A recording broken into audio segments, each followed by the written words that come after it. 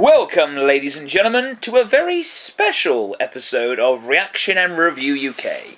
Now, some of you have been dying to know my thoughts on a particular cartoon series that was recently released onto Nickelodeon.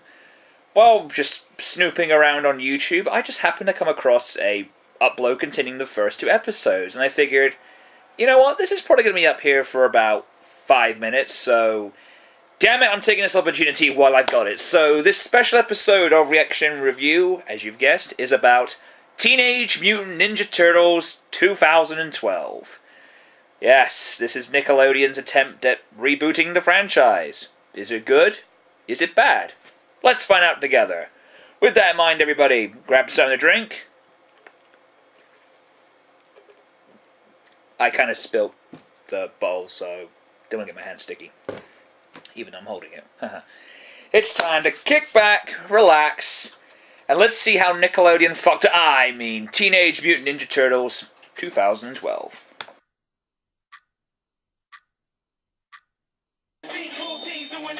Yeah, because that's cool and hip and down with the kids. Yeah, just put fucking rap music in everything. I mean, hell, it worked for One Piece. Oh, wait. To be in this place. We have been seen in this place by you. So this is not a place that will be left by you. So let me get this straight. This is a place that you can't be in this place. A lot of place in there. Mine. I like this version of Splinter. It feels like this weird fusion between the 86 Splinter and 2003 series. He's tough but fair. Yeah, I'm really digging this so far, guys. There are 4 of us and 1 of you. What are you gonna do? Yeah, that would have been my answer too.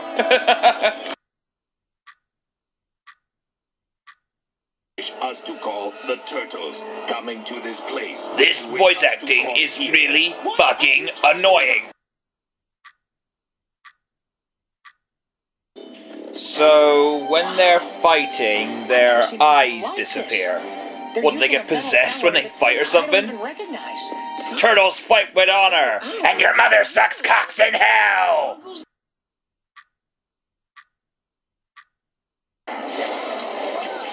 Really missing Bebop and Rocksteady right about now. So, that was Teenage Mutant Ninja Turtles 2012. Let's just put a stop to that. I'm not going to give out the video source in case it does get taken down, so just being respectful like that.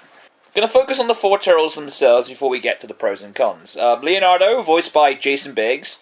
Really surprised by him. I mean, when I heard the original cast list, I remember saying to myself, wait, they cast the pie fucker as Leonardo? You serious?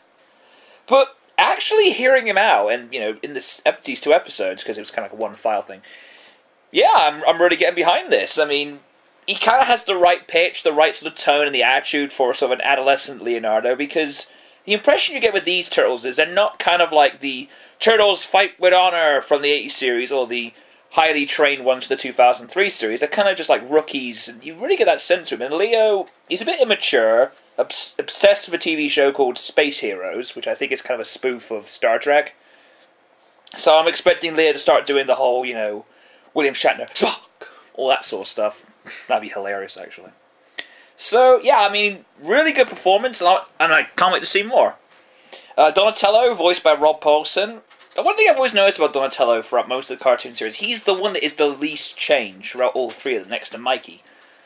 But, yeah, hearing Rob's voice again in the Turtles show is fantastic. Even if he is hitting on an underage girl. But we'll get to that in a minute. But so, yeah, personally, Rob Paulsen, it's great to hear you again, man. Raphael, voiced by Sean Austin. Was it Sean? How you pronounce it? Easily my favorite character. I fucking love Raphael. And this version is... He's really a douchebag. He has a pet turtle, which I thought was kind of... According to the wiki article, his name is Spike. Oh, that's... If the turtle was called Casey, that would have been even better. Or Slash.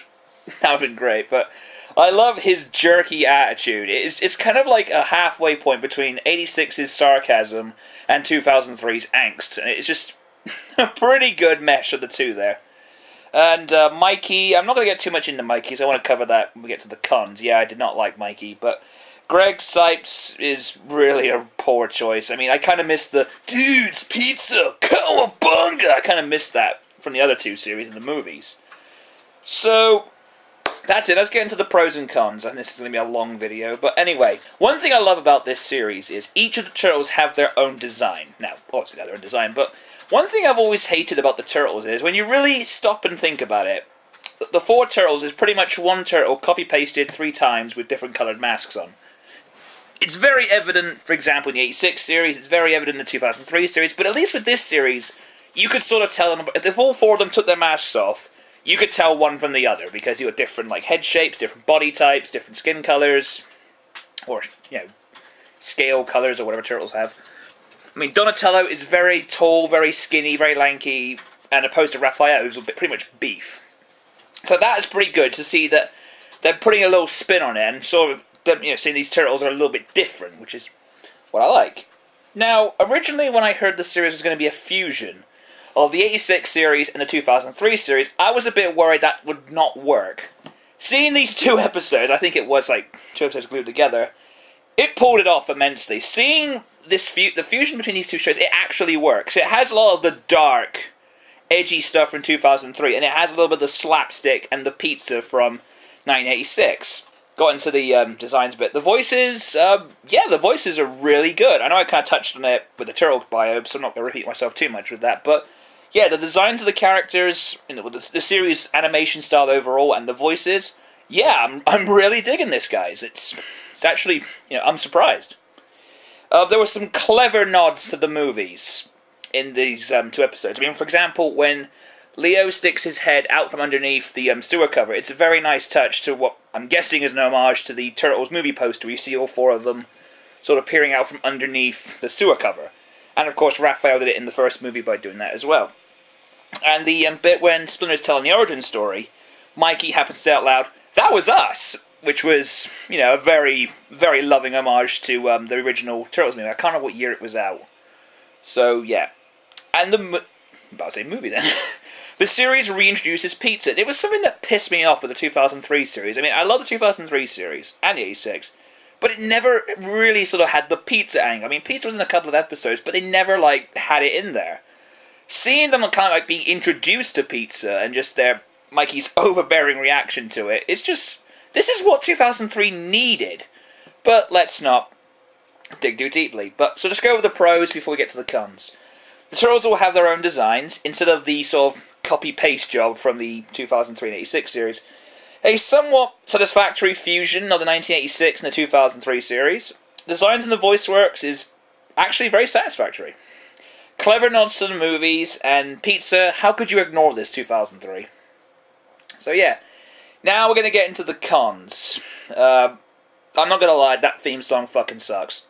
I think it is the worst Turtles theme song I've ever heard. Yeah, I would rather listen to Next Mutation than sit through this theme tune. I mean, why does everything have to be like a rap song? I mean, yeah, go be down with the kids, you know, booyakasha, tenari, what people, fucking Ali G or something. I mean, it is good hearing like the 86, you know, Heroes and a Half show. It's good hearing that, but like, you don't need some shitty rap song. Did you learn anything from One Piece?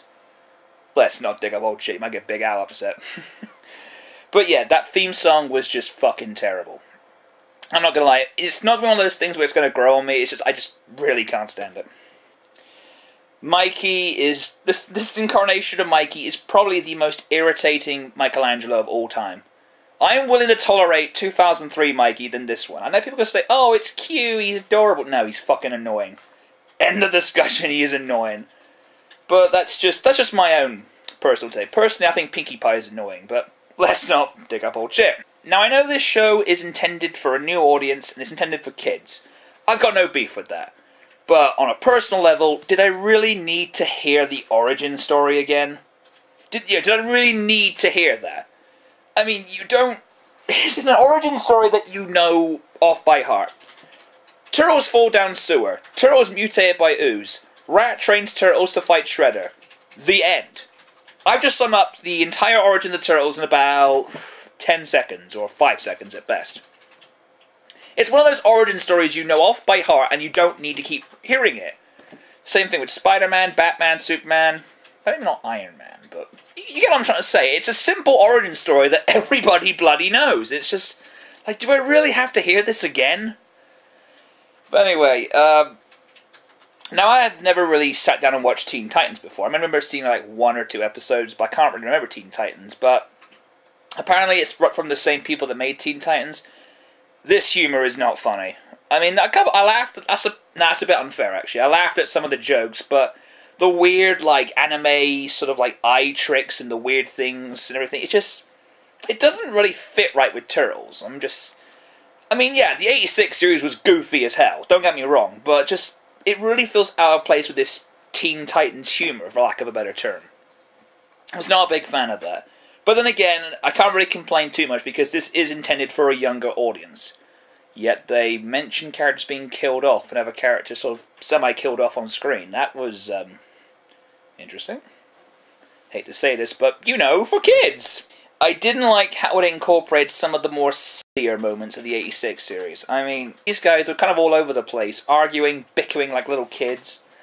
Wasn't really down with that, but again, it is kind of like the early stages, and I think if this gets to Season 2, we're going to see these characters more developed, and they'll be more confident, and they'll be better fighters. So I'm not trying to knock on it too much. I'm saying it's a complaint for now, because it is kind of incorporating those silly things that the '86 series used to do. I think out of all the characters seen so far, I am not a fan of the Kraang. Fuck, it's Kraang. I don't care how many A's you put in that name, it's Kraang. You know, maybe I'm a nostalgia tard for the old '86 series, but my idea of Kraang is not this. The Turtles are coming to this place, and we must be in this place, for this is the place of the place. I'm more used to something like,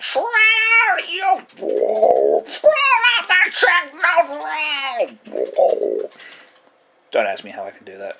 Yeah, I mean, Nolan North working his socks off as usual, but this whole, like, trying to combine Kraang with the Utrom, which is pretty much what it's trying to do, it doesn't work. I mean, Kraang and the Utrom are two different things. I mean, Dimension X, Utroms, just don't mix the two. I mean, I understand that Kraang was kind of a byproduct of trying to incorporate elements from the old comic, but we'll just throw in Kraang, there we go, but it doesn't work.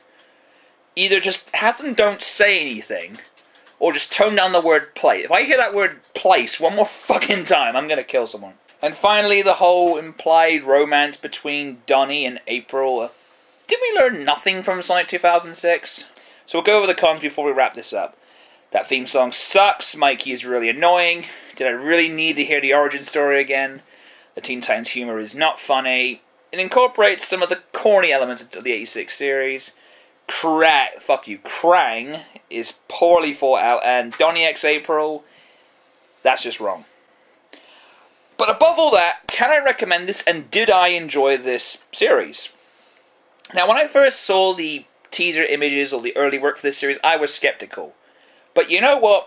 I'm having a Transformers anime moment. This was really enjoyable, and I want to see more of this. I highly recommend you guys check this out. Now, some old school Turtles fans who are like, you know, there's only the '86 series, you're probably going to hate this. There are some who love the 2003 series, you're probably going to hate this as well. But if you've been growing up watching the Turtles and you love seeing some new material, then you're probably going to get a good kick out of this. I mean, I like it. You know, I've got to say something, so waiting for the DVDs now. With that in mind, ladies and gentlemen, we come to the end of a very special Reaction and Review UK. Halloween month will start in the next video, but until then, I have been Random, take care, and I'll see you all in the near future. Peace. An all-you-can-beat buffet. We can't. Did he just say all-you-can-beat buffet? Why? Thank you, Shelburne. There are so many things wrong with that. Thank you, Raphael, for giving me nightmares.